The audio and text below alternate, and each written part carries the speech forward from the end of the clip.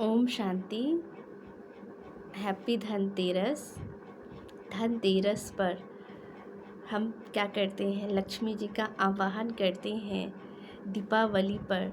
तो उससे पहले जो है हम पूरे घर की चारों कोने की बहुत अच्छे से क्या करते हैं, सफाई करते हैं, है ना। एक भी कोना रह ना जाए। और कहते हैं लक्ष्मी जी को जो है उनको सफाई बहुत पसंद है, तो इसीलिए कहते हैं घर की कोने कोने की बहुत अच्छे से सफाई करते हैं। और कहते हैं जिस दिन लक्ष्मी जी आएंगी तो अपने सारे ही खिड़की दरवाजे वो सब खोल के रखते हैं कि लक्ष्मी जी क्या करेंगी, आएंगी हमारे घर, है ना। ठीक इसी प्रकार जो है हम अपने मन में भी जो है बहुत सारे हमने जो खिड़की है दरवाजे हैं वो हमने खोल के रखे हुए हैं।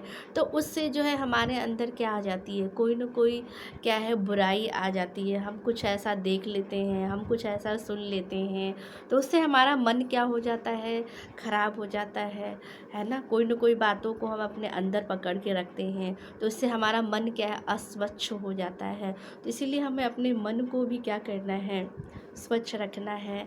क्योंकि कहते हैं ना, जो हमारे अंदर अगर कोई बात चल रही होगी तो वो बाहर भी क्या है, ज़रूर आ जाएगी। अगर हम बहुत ही क्या है लॉयल है, हम बहुत अच्छे हैं, हमारा व्यवहार सबके साथ बहुत अच्छा है, तो वो पता चल जाता है कि हमारा नेचर कैसा है, वो सामने वाले को पता चल जाता है।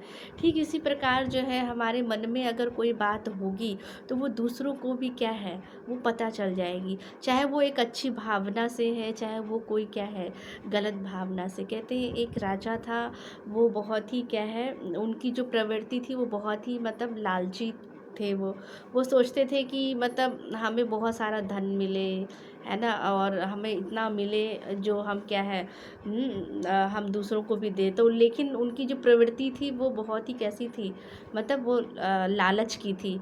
तो वो जाते हैं उनके पास, एक सिद्ध पुरुष होते हैं।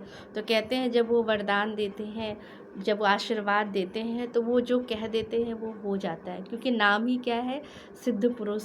तो फिर राजा उनके पास जाते हैं और राजा उनको अपने मंत्री को भेजते हैं।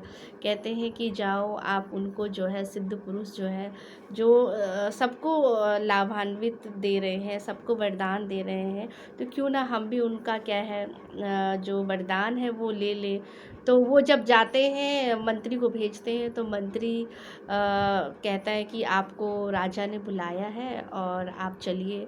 तो वो फिर तैयार हो जाते हैं। तो जब वो उठते हैं तो आने लगते हैं, तो साथ में कहते हैं एक जो उनकी कमंडल होती है वो भी साथ में लेकर के आ जाते हैं महल में। तो जब आते हैं तो वो कहते हैं राजा से, बार बार आग्रह करते हैं कि आप हमें क्या है, आप हमें वरदान दीजिए, आप हमें आशीर्वाद दीजिए, आशीर्वाद दे करके हमें अनुग्रहित कीजिए।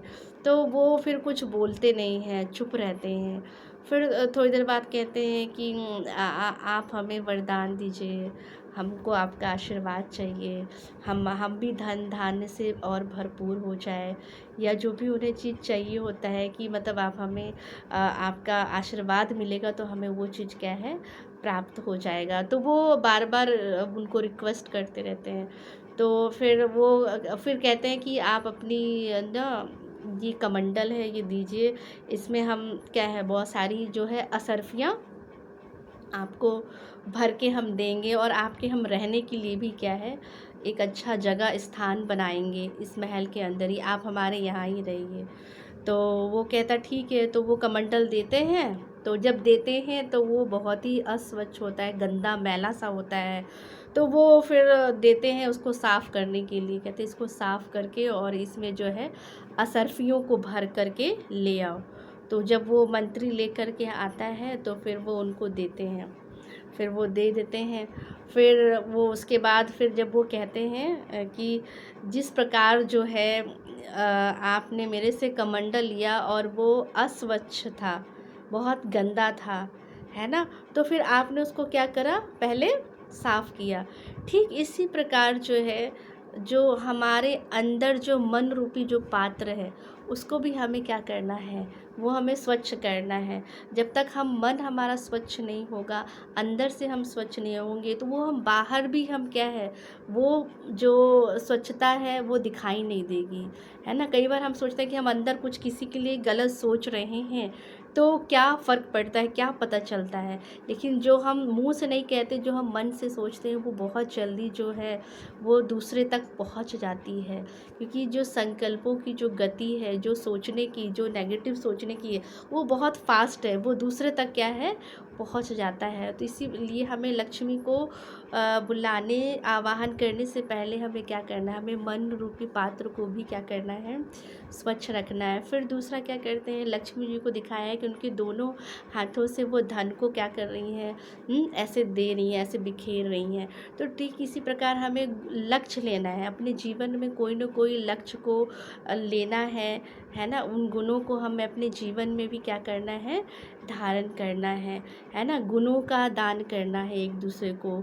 यही सब जो एक श्रेष्ठ लक्ष्य लेंगे, तो वो लक्षण जो है लक्ष्मी जी के जैसे हम क्या हो जाएंगे, बन जाएंगे। जब हम कोई न कोई चीज़, जो कोई न कोई वैल्यूज़ है अपने जीवन में हम क्या करें, लाए, तो लक्ष्य रखेंगे तो लक्षण भी क्या है, हमारे अंदर आने लग जाएगा। फिर हम क्या करते हैं, बही खाता, जो कहते हैं बही खाता, जो पुराना जो चौपड़ा है उसको भी क्या करते हैं, वो भी क्लियर करते हैं। कहते हैं जो भी पुराने जो भी हिसाब थे वो सारा पूरा करके उस पर फिर क्या करते हैं, फुल स्टॉप लगाते हैं, बिंदी लगाते हैं, और फिर जो है नया चौपड़ा, नया खाता क्या करते हैं, स्टार्ट करते हैं। पुराना क्या है, अकाउंट क्लियर, और नया फिर क्या करते हैं, शुरू कर देते। तो ठीक इसी प्रकार जो भी बातें, जो पुरानी बातें हैं, जो हमने आज तक कोई न कोई अपने अंदर किसी न किसी की बातें लेकर रखी थी, तो उसको भी हमें क्या करना है, उसको भी ख़त्म करना है ना?